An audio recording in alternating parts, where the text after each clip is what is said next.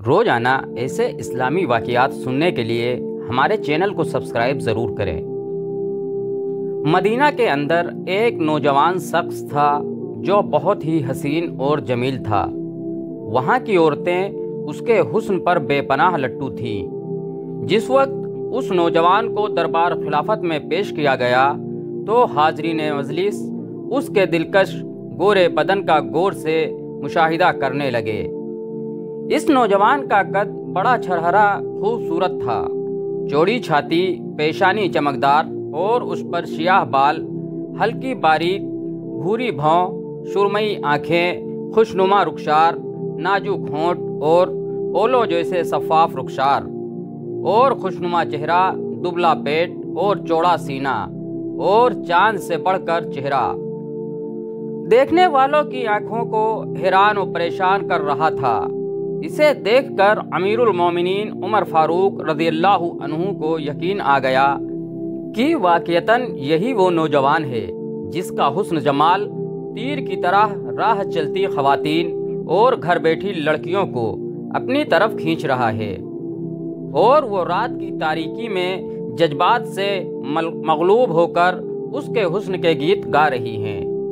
آپ نے خواتین کو اس کے دلربا حسن کے فتنے سے بچانے کے لیے اس کا سر منڈوانے کا حکم دے دیا۔ اس بیچارے کو بارگاہ خلافت کا حکم ٹالنے کی ہمت نہ تھی، اس لیے یہ حجام کے آگے بیٹھ گیا اور اپنا سر منڈوانے لگا۔ جب وہ سر منڈوا چکا تو اس کی پیشانیاں اور نمودار ہو گئیں کہ گویا وہ چاند کا ٹکڑا ہو، اور وہ پہلے سے بھی زیادہ خوبصورت نظر آنے لگا۔ یہ دیکھ کر آپ نے دوسرا حکم جاری کیا کہ اس کے سر پر عمامہ پہنایا جائے۔ چنانچہ وہ عمامہ پہن کر اور خوبصورت نظر آنے لگا۔ جب وہ مسجد نبوی میں نماز ادا کرنے کے لیے جاتا تو راہ چلتی خواتین کی نگاہ اس کی سرمئی آنکھوں پر مرکوز ہونے لگتی اور وہ اسے گلی کوچوں میں دیکھ کر بے سدھ رہ جاتی۔ یہ دیکھ کر امیر المومنین نے حکم دیا کہ اے نوجوان، تم اس شہر میں نہ رہو اور بصرہ چلے جاؤ۔ اس نے وجہ پوچھی تو آپ نے صرف اتنا ہی جواب دیا کہ یہ میرا حکم ہے، اور کچھ نہ بتایا۔ اس بیچارے نے بارگاہ خلافت کے حکم کے سامنے سر تسلیم خم کر دیا، لیکن اسے سمجھ میں نہیں آ رہا تھا کہ اس کے ساتھ ایسا سلوک کیوں کیا گیا۔ جب اس نے امیر المومنین کے کسی ہمنشین سے اس کارروائی کا سبب پوچھا تو اس نے بتایا کہ معاملہ دراصل یہ ہے کہ گزشتہ رات جب دارالخلافہ کی رعایا میٹھی میٹھی نیند کے مزے لوٹ رہی تھی تو امیر المومنین حسب معمول دارالخلافہ کی گلی کوچوں کا گشت کر رہے تھے کہ آدھی رات کے قریب ایک دروازے پر سے ان کا گزر ہوا تو ان کے کانوں میں ایک عورت کی آواز پڑی جو بڑی پرسوج آواز سے اپنی آرزو کا اظہار کر رہی تھی اور کہہ رہی تھی، بھلا کوئی صورت بن سکتی ہے کہ میں شراب پی سکوں، اور بھلا کوئی راہ نکل سکتی ہے کہ میں نصر بن حجاج کے پاس پہنچ جاؤں، اس نوجوان کے پاس پہنچ جاؤں جو شریف النسل ہے، خوبرو ہے، عزت دار ہے اور جدی بھی نہیں ہے۔ وہ بلند مجلسوں والا ہے، ہم سروں کو واپس دھکیل دینے والے قبیلے سے ہے، قابل دید جوانی میں قدم رکھ چکا ہے، اس کا چاند سا مکھڑا تاریک رات کو جگمگا دیتا ہے۔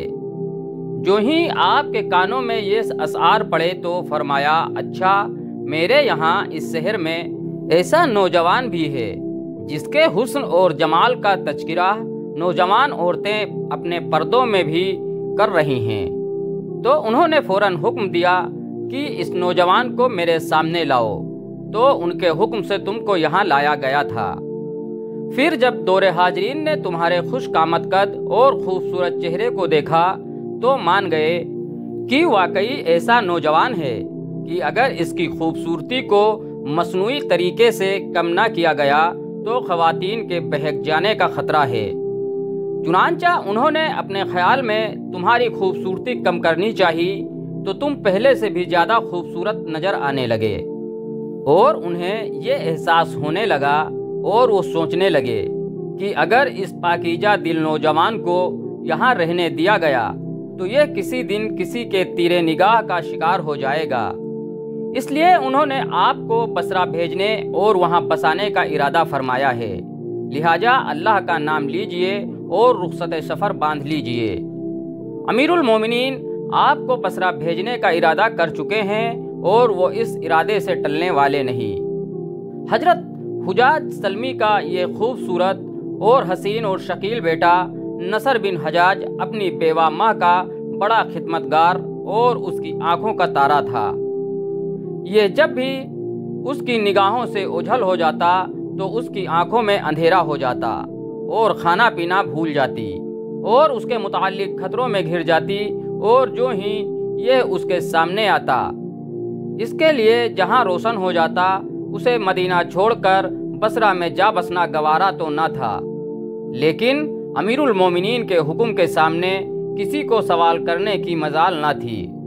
اس بیچارے نے اپنا دل مضبوط کر کے امیر المومنین سے پوچھا کہ امیر المومنین، میرے خوبصورت ہونے اور خواتین کے میرے طرف دیکھنے میں میرا کسی طرح کا قول و فعل کا دخل ہو تو بتائیے، لیکن آپ نے کوئی جواب نہ دیا اور فرمایا، اے نوجوان، یہ میرا انتظامی حکم ہے جو پکا ہے۔ امیر المومنین نے بصرہ کے گورنر کو اسے بصرہ میں گھر مہیا کرنے کا حکم دے دیا۔ چنانچہ اس نوجوان نے اپنی پیاری والدہ کو اللہ اور پھر اپنے بھائیوں کے سپرد کیا اور خود اونٹ پر سوار ہو کر صحرا اور بلند و بالا پہاڑوں کے درمیانی راستوں کو عبور کرنے لگا اور کئی دنوں کا مشکل سفر برداشت کرنے کے بعد بصرہ پہنچ گیا۔ ادھر جب اس شادی شدہ خاتون کو امیر المومنین کے اس حکم کا علم ہوا تو وہ اپنے انجام سے ڈر گئی کہ کہیں اب میری باری نہ آ جائے، تو اس نے چپکے سے یہ اشعار لکھ کر کسی کے ہاتھوں آپ کی طرف بھجوا دیے۔ کہا، امیر المومنین سے گزارش کر دیجئے کہ جس کے ناگہانی غصہ کے تصور سے بدن پر کپ کپی طاری ہو جاتی ہے کہ میرا شراب نوشی یا نصر بن حجاج سلمی سے کوئی واسطہ نہیں، میں عمر فاروق رضی اللہ تعالی عنہ سے معافی مانگتی ہوں اور انہیں بتانا چاہتی ہوں کہ مجھے نصر بن حجاج اور شراب کے بدلے تازہ دودھ اور نیچے دیکھنے والی آنکھ میسر ہے، اس لیے مجھے شراب پینے اور نصر کے پاس جانے کی کوئی ضرورت نہیں ہے۔ میرے عشق کو دوزخ کے خوف نے لگام دے رکھی ہے اور اب وہ اس لگام پر مطمئن وہ پرسکون ہو گئی ہے۔ جو امنگ اور آرزو کو پورا کرنے کا اہتمام نہ کیا گیا ہو اسے جرم قرار نہیں دیا جا سکتا، اور پھر لوگ اپنی تمناؤں میں سچے بھی ہوتے ہیں اور سیاہ کار بھی، لہٰذا آپ غیر یقینی بات کو یقینی بات کا درجہ نہ دیں، کیونکہ گناہ کی معافی مانگنے والے کی راہ ہی صحیح ہے۔ جب امیر المومنین نے یہ اشعار ملاحظہ کیا تو رو دیے اور فرمایا، سب تعریفوں کے لائق اللہ پاک کی ذات ہے جس کے خوف نے اس خاتون کو ناجائز طریقے سے اپنے نفس کی خواہش پوری کرنے سے روک رکھا ہے۔ نصر بن حجاج سلمی کے بصرہ میں رہائش پذیر ہونے کے بعد اس کی والدہ اس کی جدائی کے غم میں نڈھال ہو گئیں، کیونکہ اس کے اس اطاعت سؤار بیٹے نے اسے ضروریات زندگی سے مالا مال کر رکھا تھا اور اپنے والد حجاج کی وفات کے بعد اسے کسی چیز کی کمی نہ آنے دی تھی۔ اب اسے کمی تھی تو صرف اپنے لخت جگر کے دیدار کی، جو کسی جرم کے بغیر ہی مدینہ بدر کر دیا گیا تھا۔ بڑھاپے میں مدینہ منورہ کو چھوڑنا بھی نہیں چاہتی تھی اور نہ ہی اس میں اپنے بیٹے کو لانے کی اس میں ہمت تھی۔ البتہ اس نے ایک دن جرأت کر کے امیر المومنین کو مسجد جاتے ہوئے راستے میں روک لیا اور کہا، اے امیر المومنین، میں روز قیامت اللہ کے سامنے دو جانوں ہو کر آپ سے جھگڑوں گی۔ آپ تو اپنے عاصم اور عبداللہ کے درمیان سوتے ہیں، جبکہ میرے اور میرے نور نظر کے درمیان وسیع و عریض صحرا کوہستان موجود ہے۔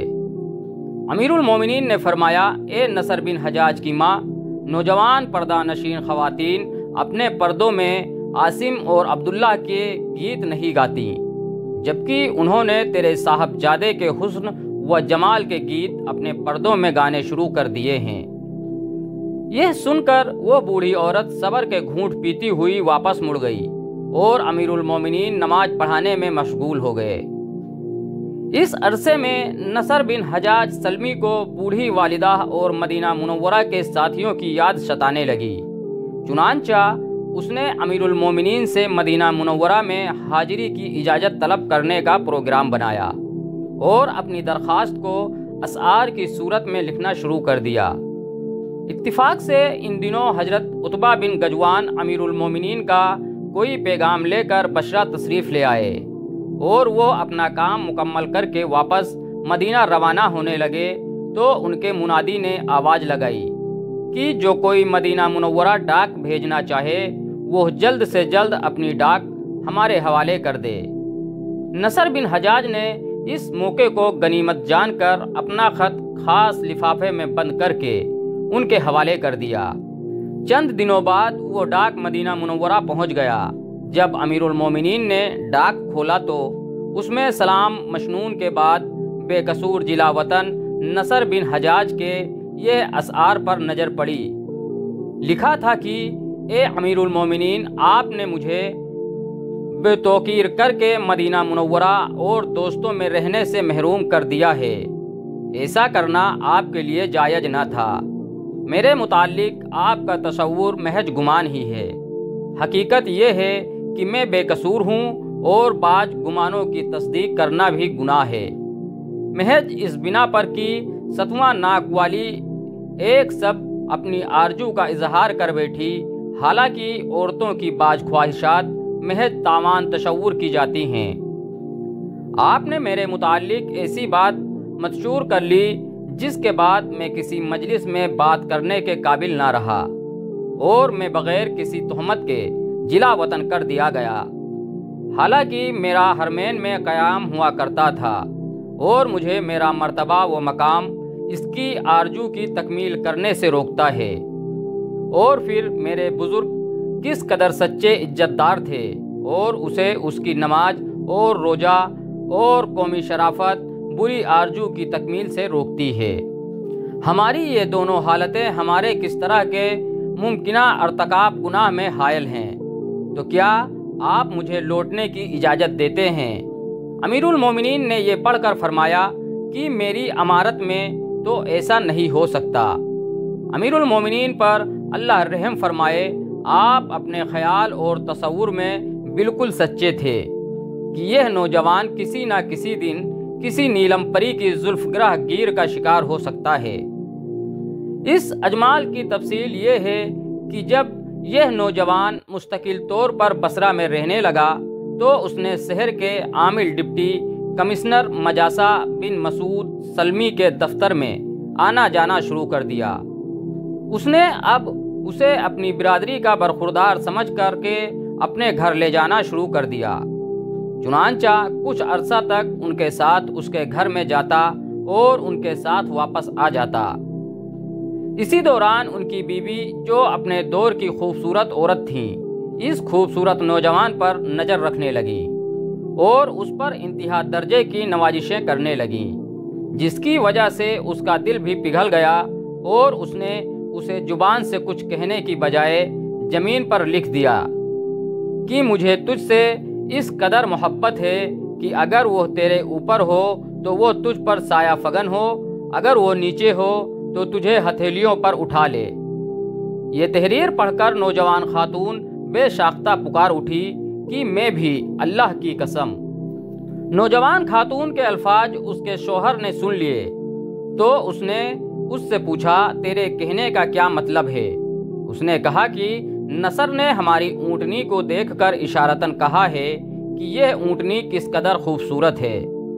مجاسہ نے کہا کہ تیرا یہ کہنا کہ اللہ کی قسم میں بھی اس بات کا جواب نہیں ہے، مجھے سچ سچ بتا کہ تو نے ایسا کیوں کہا؟ اس نے کہا، سچ پوچھتے ہو تو وہ یہ ہے کہ اس نے کہا ہے کہ تمہارا گھر کتنا خوبصورت ہے۔ مجاسہ نے کہا کہ یہ بات بھی غلط ہے، تیرا کلام دراصل کسی بات کا جواب ہے اور تو مجھے جان بوجھ کر وہ بات نہیں بتا رہی ہے۔ اسی دوران اس کی نگاہ زمین پر لکھی ہوئی عبارت پر پڑی تو اس کے دل میں خیال آیا کہ شاید میری بیوی کے الفاظ اس تحریر کا جواب ہی ہوں۔ اس نے اس تحریر پر ایک بڑا سا مٹی کا برتن الٹا کر کے رکھوا دیا اور نصر کے جانے کے بعد اسے اپنے سیکریٹری سے پڑھایا تو پتہ چل گیا کہ اس کی بیوی کا کلام دراصل اسی بات کا جواب ہے۔ جب نصر کو اپنے اس معاملے کی افصاح ہونے کا علم ہوا تو وہ مارے شرم کے زمین میں گڑ گیا اور اسے اپنی اس حرکت پر بہت افسوس ہوا۔ جب مجاصع بن مسعود کو اس کی حالت کا پتہ چلا تو اس نے اپنی بیوی سے کہا کہ اب جا اور میرے بیمار برخوردار کو اپنے ہاتھوں کے سہارے بیٹھا کر اپنے ہاتھ سے کھانا کھلا، شاید کہ اس طرح اس کی صحت بحال ہو جائے۔ اس کی بیوی نے یہ مطالبہ پورا کرنے سے جواب دے دیا، لیکن مجاصع بطور شوہر ہونے کے بھی اس بات کا اصرار کیا تو وہ مان گئی اور اسے کھانا کھلا کر واپس آ گئی۔ بہرحال مجاصع نے حضرت ابو موسیٰ اشعری گورنر کوفہ سے اس بات کا تذکرہ کیا تو انہوں نے کہا بس اسی وجہ سے تو امیر المومنین نے اسے مدینہ منورہ سے بصرہ بھجوایا تھا۔ چنانچہ انہوں نے نصر بن حجاج کو بصرہ بھجوا دیا، جہاں حضرت عثمان بن ابی العاص ثقفی گورنر تھے۔ نصر یہاں سے کوچ کر کے فارس کے کسی قصبہ میں آباد ہو گیا۔ اسے ابھی وہاں آباد ہوئے کوئی زیادہ عرصہ نہ گزرا تھا کہ گاؤں کے سردار کی بیوی اس پر مر مٹنے لگی اور اس سے چوری چھپے ملنے لگی۔ جب اس بات کا علم گورنر فارس کو ہوا تو انہوں نے نصر بن حجاج سلمی کو اپنے یہاں بلایا اور اپنی تشویش سے آگاہ کیا اور ساتھ ہی اسے یہاں سے چلے جانے کا مشورہ دے دیا۔ اس نے کہا کہ اگر میں ارض اسلام میں کسی جگہ بھی نہیں رہ سکتا اور آپ لوگ مجھے کہیں بھی سکون سے ٹھہرنے نہیں دیتے تو میں کہاں جاؤں؟ اللہ کی قسم اگر آپ نے ایسا کیا تو میں مشرکوں کی سرزمین میں رہنے پر مجبور ہو جاؤں گا، ورنہ میرا کوئی قصور بتایا جائے۔ جب حضرت عثمان نے یہ صورتحال امیر المومنین کو لکھ بھیجی تو انہوں نے نصر بن حجاج کو وہاں سے جلا وطن کرنے سے منع کر دیا اور حکم دیا کہ اسے گھر سے مسجد اور مسجد سے گھر میں آنے جانے تک محدود کر دیا جائے اور اسے زیادہ عرصہ مسجد میں گزارنے دیا جائے تاکہ نہ یہ باہر نکلے اور نہ ہی کوئی فتنہ کھڑا ہو۔ چنانچہ یہ نوجوان خلافت فاروقی تک بصرہ ہی میں جلا وطن رہا اور اس دور میں اس کی کڑی نگرانی ہوتی رہی۔ جب امیر المومنین شہید ہوئے اور اس کے سر اور داڑھی کے بال سفید ہونا شروع ہو گئے تو یہ واپس مدینہ چلا آیا اور آزادی سے ایمان اور تقوی کی زندگی بسر کرنے لگا۔ واللہ عالم، جزاکم اللہ خیرا۔